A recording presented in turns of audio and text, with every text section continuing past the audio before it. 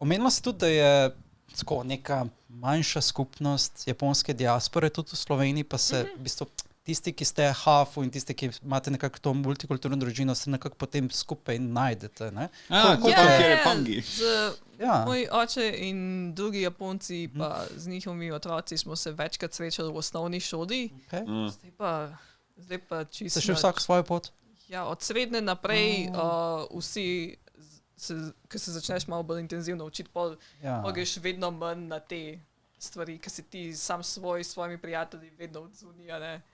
Koliko pa je sploh, imaš kakšno številko, koliko je v bistvu te diaspore, ker predstavljam si, da predvsej malo. Zakaj bi Japonci hoteli specifično v Sloveniji? To moraš res, se mi zdi, najdeti nekega partnerja, da potem prideš, mogoče imaš družino v Sloveniji.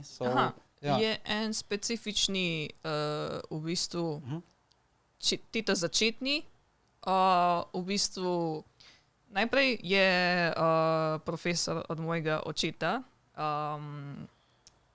je imel stik s slovenskim slikarjem Andrej Jemec, njegov učitelj je Toshihiro Hamano. In Andrej Jemec sta v bistvu skupaj naredila to v letih 70, sta se spoznala in sta začela to, se še ni bilo v Sloveniji, ampak so začeli to slovensko-japonsko nekako. A že takrat, prednje Slovenija obstajala? V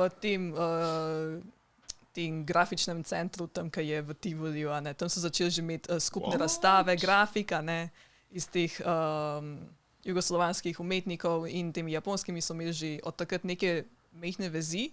Tako da takrat vem, da so že imeli, to vem zato, ker sem jaz tolmačila pri njih,